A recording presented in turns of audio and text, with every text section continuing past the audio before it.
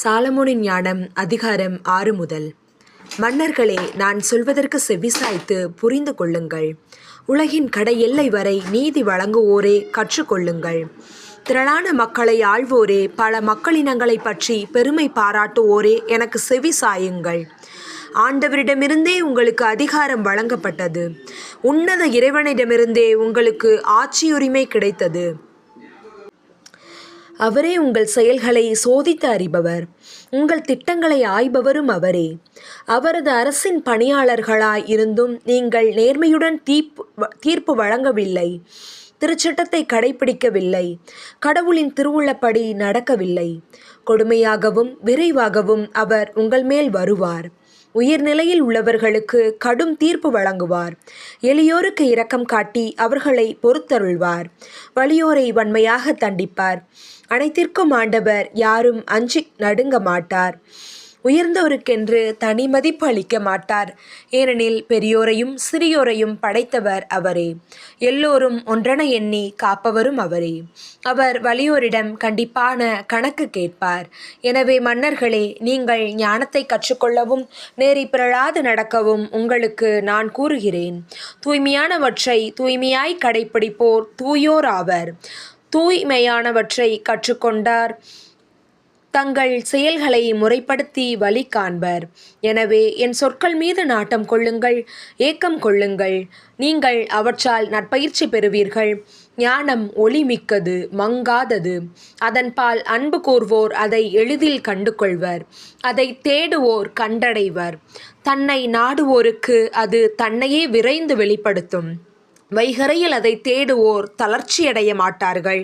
ஏனெனில் தம் கதவு அருகில் அது அமர்ந்திருப்பதை அவர்கள் காண்பார்கள். அதன் மீது மனதை செலுத்துவதே ஞானத்தின் நிறைவு. அதன் பொருட்டு விழிப்பாயிருப்போர் கவலையிலிருந்து விரைவில் விடுபடுவர். தனக்கு தகுதியுள்ளவர்களை ஞானம் தேடி செல்கிறது. அவர்களுடைய வழியில் கனிவுடன் தன்னையே காட்டுகிறது. அவர்களின் ஒவ்வொரு நினைவிலும் அது அவர்களை எதிர்கொள்கிறது. நற்பயிற்சி பெறுவதில் கொள்ளும் உண்மையான நாட்டமே ஞானத்தின் தொடக்கம். நற்பயிற்சி மீது செலுத்தும் கவலையே ஞானத்தின் பால் கொள்ளும் அன்பு. ஞானத்தின் மீது அன்பு செலுத்துவது அதன் சட்டங்களை கடைபிடிப்பதாகும். சட்டங்களை கடைபிடிப்பது அழியாமைக்கு உறுதி தரும். அழியாமை ஒருவரை கடவுளுக்கு அருகில் அழைத்து செல்கிறது. ஞானத்தின் மீதுள்ள ஆர்வம் ஒருவரை அரசு உரிமைக்கு வழிநடத்துகிறது. நாடுகளை ஆளும் மன்னர்களே, உங்களுடைய அரியணையிலும் செங்கோலிலும் நீங்கள் மகிழ்ச்சி அடைய விரும்பினால் எப்பொழுதும் ஞானத்தை மதியுங்கள். அப்பொழுது என்றென்றும் ஆட்சி புரிவீர்கள். ஞானம் என்றால் என்ன, அது எவ்வாறு உண்டானது என உங்களுக்கு விரித்துரைப்பேன். மறைபொருட்களை உங்களிடமிருந்து மறைக்க மாட்டேன். அதன் படைப்பு காலம் தொட்டு அதனை ஆராய்ந்து பார்ப்பேன். அதை பற்றிய அறிவை வெளிப்படுத்துவேன். உண்மையை நழுவ விடமாட்டேன். நோயாம் பொறாமையோடு தோழமை கொள்ள மாட்டேன். ஏனெனில் பொறாமை ஞானத்துடன் உறவு கொள்வதில்லை. ஞானிகளின் எண்ணிக்கையை பொறுத்தே உலகின் மீட்பு அமையும். அறிவுள்ள மன்னர் தம் குடிமக்களின் நிலைக்கலனாயிருக்கின்றார். எனவே என் சொற்களால் நற்பயிற்சி பெறுங்கள். அதனால் உங்களுக்கு நற்பயன் விளையும். எல்லா மனிதர்களையும் போல நான் இறப்புக்குரியவன். நிலத்தினின்று உண்டாக்கப்பட்ட முதல் மனிதரின் வழித்தோன்றல். என் தாய் வயிற்றில் என் உடல் உருவாயிற்று. ஆணின் உயிர்த்துளியினாலும் திருமண இன்பத்தினாலும் 10 மாத காலமாக குருதியோடு உறைந்து என் உடல் உருவெடுத்தது. நான் பிறந்த பொழுது எல்லோரையும் போல நானும் வெறும் காற்றையே சுவாசித்தேன். என் உடல் இயல்புக்கு ஒத்த மண்ணில் கிடத்தப்பட்டேன். முதலில் குரல் எழுப்பினேன். துணிகளால் பொதியப்பட்டேன். பேணி வளர்க்கப்பட்டேன். எந்த மன்னரும் இதற்கு மாறுபட்ட வகையில் வாழ்க்கையை தொடங்கியதில்லை. எல்லோரும் ஒரே வகையில் பிறக்கின்றனர், ஒரே வகையில் இறக்கின்றனர். எனவே நான் மன்றாடினேன், ஞானம் எனக்கு கொடுக்கப்பட்டது. நான் இறைவனை வேண்டினேன், ஞானத்தின் மீது ஆவி என் மீது பொழியப்பட்டது. எல்லோரும் ஒரே வகையில் பிறக்கின்றனர், ஒரே வகையில் இறக்கின்றனர். எனவே நான் மன்றாடினேன், ஞானம் எனக்கு கொடுக்கப்பட்டது. ஞானத்தின் ஆவி என் மீது பொழியப்பட்டது. செங்கோலுக்கும் அரியணைக்கும் மேலாக அதை விரும்பி தேர்ந்தெடுத்தேன். அதனோடு ஒப்பிடும்போது செல்வம் ஒன்றுமே இல்லை என்று உணர்ந்தேன். விலை உயர்ந்த மாணிக்க கல்லும் அதற்கு ஈடு இல்லை. அதனோடு ஒப்பிடும்போது பொன்னெல்லாம் சிறிதளவு மணலுக்கே நிகர். அதற்கு முன் வெள்ளியும் களிமண்ணாகவே கருதப்படும். உடல் நலத்திற்கும் அழகிற்கும் மேலாக அதன் மீது அன்பு கொண்டேன். ஒளிக்கு மாற்றாக அதை தேர்ந்தெடுத்தேன். ஏனெனில் அதன் சுடரொளி என்றும் மங்காது. ஞானத்தோடு எல்லா நலன்களும் என்னிடம் வந்து சேர்ந்தன. அளவற்ற செல்வத்தை அது ஏந்தி வந்தது. அவற்றிலெல்லாம் நான் மகிழ்ந்தேன். ஏனெனில் ஞானமே அவற்றை ஞானத்தோடு எல்லா நலன்களும் என்னிடம் வந்து சேர்ந்தன. அளவற்ற செல்வத்தை அது ஏந்தி வந்தது. அவற்றிலெல்லாம் நான் மகிழ்ந்தேன். ஏனெனில் ஞானமே அவற்றை வழிநடத்துகிறது. அதுவே அவற்றையெல்லாம் ஈன்றெடுத்தது என்பதை அறியாது இருந்தேன். நான் கள்ளம் கபடமின்றி கற்றேன். கற்றதை முறையீடின்றி பிறரோடு பகிர்ந்து கொண்டேன். அதன் செல்வத்தை நான் மறைப்பதில்லை. மனிதர்களுக்கு அது என்றும் குறையாத கருவூலம். அதை அடைவோர் கடவுளோடு நட்பு கொள்வர். நட்பயிற்சி அளிக்கும் கொடைகளால் நற்சான்று பெற்றவர் அவர். கடவுளது திருவுள்ளத்திற்கு ஏற்ப பேசவும் நான் பெற்றுக்கொண்ட கொடைகளுக்கு ஏற்ப சிந்திக்கவும் கடவுள் எனக்கு அருள் புரிவீராக. ஏனெனில் ஞானத்துக்கு அவரே வழிகாட்டி, ஞானிகளை திருத்துகிறவரும் அவரே. நாமும் நம் சொற்களும் அவருடைய கைகளில் இருக்கின்றன. அதுபோல் எல்லா அறிவுத்திறனும் கைத்திறனும் அவருடைய கைகளில் உள்ளன. இருப்பவை பற்றிய உண்மையான அறிவை எனக்கு அளித்தவர் அவரே. உலகின் அமைப்பையும் மூலப்பொருட்களின் செயல்பாட்டையும் நான் அறியச் செய்தவரும் அவரே. காலங்களின் தொடக்கம், முடிவு, மையம், கதிரவனின் சுழற்சியால் ஏற்படும் மாற்றங்கள், பருவகால மாறுபாடுகள், ஆண்டுகளின் சுழற்சிகள், விண்மீன் நிலைக்களங்கள், உயிரினங்களின் இயல்பு, காட்டு விலங்குகளின் சீற்றம், காற்று வகைகளின் வலிமை, மனிதர்களின் எண்ணங்கள், பல்வேறு செடி வகைகள், வேர்களின் ஆற்றல், இவை போன்ற மறைவானவை பற்றியும் வெளிப்படையானவை பற்றியும் கற்றறிந்தேன். எல்லாவற்றையும் உருவாக்கிய ஞானமே எனக்கு இவற்றை கற்றுக் கொடுத்தது. ஞானம் ஆற்றல் கொண்டது. அவ்வாற்றல் அறிவுடையது, தூய்மையானது, பலவகைப்பட்டது, நுண்மையானது, உயிரோட்டம் உள்ளது, தெளிவு மிக்கது, மாசுபடாதது, வெளிப்படையானது, கேடுறாதது, நனவற்றையும் ஊடுருவி செல்கிறது. ஞானம் கடவுளின் ஆற்றலில் இருந்து புறப்படும் ஆவி, எல்லாம் வல்லவரின் மாட்சியிலிருந்து எழும் தூய வெளிப்பாடு. எனவே மாசுபட்டது எதுவும் அதனுள் நுழைய முடியாது. ஞானம் என்றுமுள்ள ஒளியின் சுடர், கடவுளது செயல்திறனின் கரைப்படியா கண்ணாடி, அவருடைய நன்மையின் சாயல். ஞானம் ஒன்றே என்றாலும் எல்லாம் செய்ய வல்லது தான், மாறாதது, அனைத்தையும் புதுப்பிக்கிறது, தலைமுறை தோறும் தூய ஆன்மாக்களில் நுழைகிறது, அவர்களை கடவுளின் நண்பர்கள் எனவும் இறை வாக்கினர்கள் எனவும் ஆக்குகிறது. ஞானத்தோடு வாழ்கின்றவர்கள் மீது அன்பு செலுத்துவது போல வேறு எதன் மீதும் கடவுள் அன்பு செலுத்துவதில்லை. ஞானம் கதிரவனை விட அழகானது, விண்மீன் கூட்டத்திலும் சிறந்தது, ஒளியை காட்டிலும் மேலானது, இரவுக்கு பகல் இடம் கொடுக்கிறது.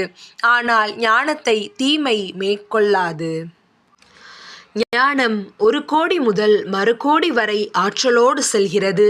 எல்லாவற்றையும் முறையாக ஒழுங்குபடுத்துகிறது. ஞானத்தின் மேல் நான் அன்பு கூர்ந்தேன். என் இளமை முதல் அதை தேடினேன். என் வாழ்க்கை துணையாக ஏற்றுக்கொள்ள விரும்பினேன். அதன் அழகில் மயங்கினேன். கடவுளோடு ஒன்றுபட்ட வாழ்வினால் ஞானம் தன் உயர் குடிப்பிறப்பில் மேன்மை பாராட்டுகிறது. அதனால் அனைத்துலகின் ஆண்டவர் அதன் மேல் அன்பு கூர்ந்தார். ஞானமே கடவுளை பற்றிய மெய்யறிவுக்கு புகுமுகம் செய்து வைக்கிறது. அவருடைய செயல்களை தேர்வு செய்வதும் அதுவே. வாழ்வில் விரும்பத்தக்க உடைமையாக செல்வம் விளங்குமாயின் அனைத்தையும் ஆக்கும் ஞானத்தை விட சிறந்த செல்வம் எது? அறிவுத்திறன் ஆற்றல் மிக்கது என்றால் ஞானத்தை விட இருப்பவற்றை உருவாக்கும் கலைஞன் வேறு யார்? ஒருவன் நீதியின் மேல் அன்பு கூர்கின்றாரோ ஞானத்தின் உழைப்பு அவரிடம் நட்பண்புகளால் மிளிரும். ஏனெனில் தன்னடக்கம், விவேகம், நீதி, துணிவு ஆகியவற்றை ஞானம் கற்பிக்கின்றது. அவற்றை தவிர வாழ்வில் மனிதருக்கு பயனுள்ளவை வேறு ஒன்றுமில்லை. ஒருவர் பரந்த பட்டறிவு பெற ஏங்குகின்றாரோ ஞானம் இறந்த காலத்தை அறியும், எதிர்காலத்தை உய்த்துணரும், உரைகளின் நுட்பங்களையும் புதிர்களின் விடைகளையும் அறியும், அடையாளங்களையும் வியத்தகு செயல்களையும் பருவங்கள் காலங்களின் பயன்களையும் முன்னறியும். ஆகையால் என்னோடு கூடி வாழும் பொருட்டு ஞானத்தை தேர்ந்தெடுக்க முடிவு செய்தேன். ஏனெனில் நம்மை செய்ய அது என்னை ஆற்றுப்படுத்தும் என்றும் கவலைகளிலும் துயரத்திலும் எனக்கு ஆறுதல் தரும் என்றும் நான் அறிவேன். அதை முன்னிட்டு மக்கள் கூட்டத்தில்தான் பெருமை பெறுவேன். இளைஞனாயிருந்தாலும் மூப்பர்களிடையே நன்மதிப்பு அடைவேன். நீதி வழங்கும் போது அறிவு கூர்மையோடு காணப்படுவேன். ஆள்வோர் என்னை கண்டு வியப்புறுவர். நான் பேசாமல் இருக்கும் பொழுது நான் பேசும்படி அவர்கள் காத்திருப்பார்கள். நான் பேசும் பொழுது எனக்கு செவி சாய்ப்பார்கள். நான் நீண்ட உரையாற்றும் பொழுது வாயடைத்து நிற்பார்கள். ஞானத்தினால் நான் இரவாமை எய்துவேன். எனக்கு பின் வருபவர்களுக்கா என்றும் நீங்கா நினைவை விட்டு செல்வேன். நான் மக்கள் மீது ஆட்சி செலுத்துவேன். நாடுகள் எனக்கு அடிபணியும். அச்சுறுத்தும் மன்னர்கள் கூட என்னை பற்றி கேள்வியுற்று அஞ்சுவார்கள். மக்கள் நடுவில் நல்லவனாய் போரில் வல்லவனாகவும் இருப்பேன். நான் வீட்டிற்கு வந்த பின் ஞானத்தோடு இளைப்பாறுவேன். ஏனெனில் அதன் தோழமையில் கசப்பே இல்லை, அதனோடு வாழ்வதில் துன்பமே இல்லை. அது தருவதெல்லாம் இன்பமும் மகிழ்ச்சியுமே. இவற்றை பற்றியெல்லாம் எனக்குள் எண்ணி பார்த்த பொழுது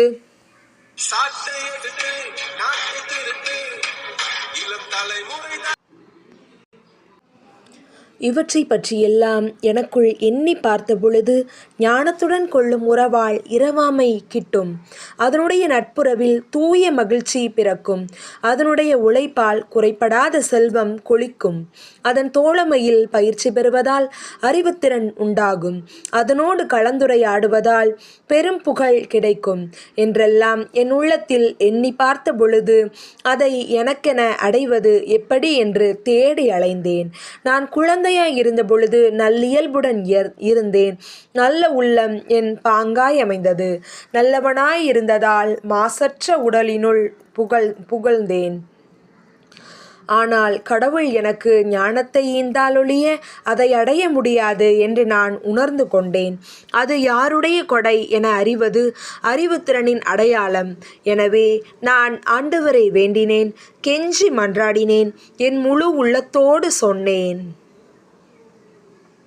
மூதாதையரின் கடவுளே, இரக்கத்தின் ஆண்டவரே, நீர் எல்லாவற்றையும் உமது சொல்லினால் உண்டாக்கினீர். நீர் உண்டாக்கிய படைப்புகளின் மேல் ஆட்சி செலுத்தவும் தூய்மையோடும் நீதியோடும் உலகை ஆளவும் நேர்மையான உள்ளத்தோடு தீர்ப்பு வழங்கவும் உமது ஞானத்தால் மானிடரை உருவாக்கினீர்.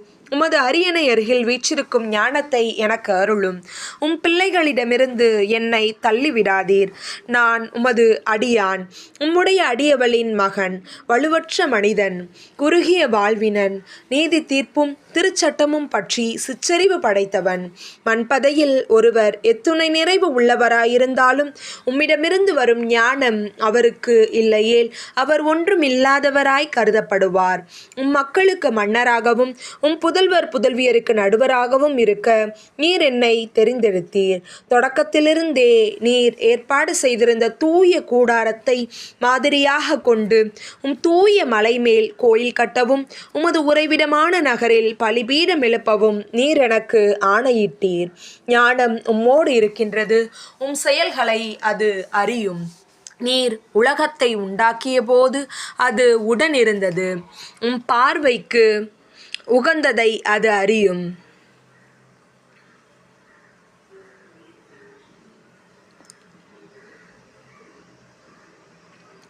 உம் கட்டளைகளின்படி முறையானது எது எனவும் அதற்கு தெரியும். உமது தூய விண்ணகத்திலிருந்து அதை அனுப்பியருளும்.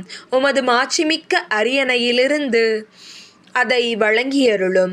அது என்னோடு இருந்து உழைக்கட்டும். அதனால் உமக்கு உகந்ததை நான் அறிந்து கொள்வேன். அது எல்லாவற்றையும் அறிந்து உய்த்துணரும். என் செயல்களில் விவேகத்துடன் என்னை வழி நடத்தும். தன் மாட்சியில் அது என்னை பாதுகாக்கும். அப்பொழுது என் செயல்கள் உமக்கு ஏற்புடையனவாகும். உம்முடைய மக்களுக்கு நேர்மையுடன் நீதி வழங்குவேன். என் தந்தையின் அரியணையில் வீற்றிருக்க தகுதி பெறுவேன். கடவுளின் திட்டத்தை ஞானத்தை அறிபவர் யார்? ஆண்டவரின் திருவுள்ளத்தை கடைப்பிடிப்பவர் யார்? நிலையற்ற மனிதர்களின் எண்ணங்கள் பயனற்றவை. நம்முடைய திட்டங்கள் தவறக்கூடியவை. அழிவுக்குரிய உடல் ஆன்மாவை கீழ்நோக்கி அழுத்துகிறது. இந்த மண் கூடாரம் கவலை தோய்ந்த மனதுக்கு சுமையாய் அமைகின்றது. மண்ணுலகில் உள்ளவற்றையே நாம் உணர்வது அரிது. அருகில் இருப்பவற்றையே கடும் உழைப்பால்தான் கண்டுபிடிக்கிறோம். இவ்வாறிருக்க விண்ணுலகில் இருப்பவற்றை தேடி கண்டுபிடிப்பவர் யார்? நீர் ஞானத்தை அருளாமலும் உயர்வானிலிருந்து உம் தூய ஆவியை அனுப்பாமலும் இருந்தால் உம் திட்டத்தை யாரால் அறிந்து கொள்ள இயலும்? இவ்வாறு மண்ணுலகில் வாழ்வோருடைய வழிகள் செம்மைப்படுத்தப்பட்டன. உமக்கு உகந்தவற்றை மனிதர் கற்றுக்கொண்டனர். ஞானத்தால் மீட்பு அடை உலகின் முதல் தந்தை தனிமையாக படைக்கப்பட்ட பொழுது ஞானம் அவரை பேணி காத்தது. அவருடைய குற்றங்களிலிருந்து அவரை விடுவித்தது. அனைத்தையும் ஆளும் ஆற்றலை அவருக்கு அளித்தது. நீதியற்றவன் ஒருவன் தன் சினத்தால் ஞானத்தை விட்டு அகன்றான். சீற்றத்தினால் தன் உடன்பிறப்பை கொன்றதால் அவனும் அழியலானான். அவன் பொருட்டு மண்ணுலகை பெரு வெள்ளம் மூழ்கடித்த பொழுது ஞானம் மீண்டும் அதை காப்பாற்றியது. நீதிமானை ஒரு சிறிய மரத்துண்டால் வழி நடத்தியது. மக்களினங்கள் தீமையுடன் கூட்டு சேர்ந்து குழப்பத்திற்கு உள்ளான போது ஞானம் நீதிமானை கண்டு கொண்டது. அவரை கடவுள் திருமுன் மாசற்றவராக காத்தது. தம் பிள்ளை பால் கொண்டிருந்த பற்றை மேற்கொள்ள அவருக்கு துணிவை அளித்தது. இறை பற்றில்லாதவர்கள் அழிந்த பொழுது ஞானம் நீதிமானை காப்பாற்றியது. 5 நகர்கள் மீது இறங்கி வந்த நெருப்பிலிருந்து அவரும் உயிர் தப்பினார். அவர்களது தீ ஒழுக்கத்திற்கு சான்றாக அந்த நகரங்கள் புகை உமிழும் பால் வெளியாக மாற்றப்பட்டன.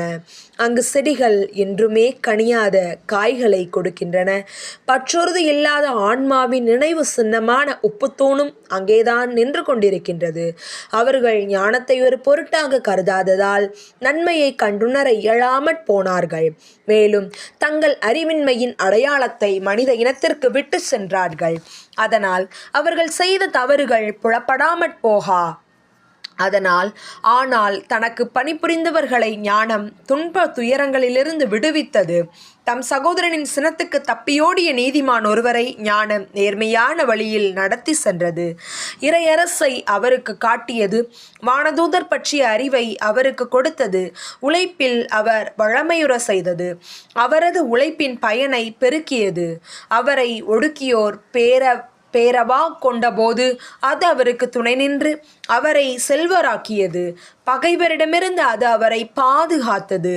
தாக்க பதுங்கியிருந்தோரிடமிருந்து அவரை காப்பாற்றியது. கடும் போராட்டத்தில் அவருக்கு வெற்றி வந்தது. இவ்வாறு இறைப்பற்று எல்லாவற்றையும் விட வலிமை மிக்கது என்று அவர் உணர செய்தது. நீதிமான் ஒருவர் விலைக்கு விற்கப்பட்ட போது ஞானம் அவரை கைவிடவில்லை. பாவத்திலிருந்து அவரை விடுவித்தது. இருட்டறைக்குள் அவரோடு அது இறங்கி சென்றது. அரச செங்கோலையும் அவரை ஒடுக்கியோர் மீது அதிகாரத்தையும் அவருக்கு அளிக்கும் வரை விலங்கிடப்பட்டிருந்த அவரை விட்டு அது விலகவில்லை. அவர் மேல் குற்றம் சுமத்தியோர் பொய்யர் என்பதை அது மெய்ப்பித்தது. அவருக்கோ முடிவில்லா மாட்சியை அளித்தது. ஒடுக்கிய மக்களினத்தாரிடமிருந்து தூய மக்களையும் மாசற்ற வழிமரபினரையும் ஞானம் விடுவித்தது. அது ஆண்டவருடைய ஊழியர் ஒருவரின் ஆன்மாவில் நுழைந்தது.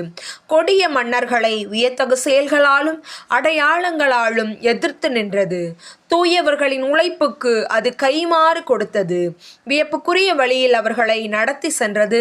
பகலில் அவர்களுக்கு நிழலாகவும் இரவில் விண்மீன் சுடராகவும் இருந்தது. செங்கடல் மீது அது அவர்களை அழைத்து சென்றது. ஆழ்கடல் வழியாக அவர்களை நடத்தி சென்றது. அவர்களின் பகைவர்களை அது நீரினுள் அமிழ்த்தியது. பின் ஆழ்கடலில் இருந்து அவர்களை வெளியே உமிழ்ந்தது. ஆகையால் நீதிமான்கள் இறைப்பற்றில்லாதவர்களை கொள்ளையடித்தார்கள். ஆண்டவரே, உமது திருப்பெயரை பாடி புகழ்ந்தார்கள். வெற்றியளிக்கும் உமது கைவன்மையை ஒருமிக்க போற்றினார்கள். ஏனெனில் பேச முடியாதவர்களின் வாயை ஞானம் திறந்தது.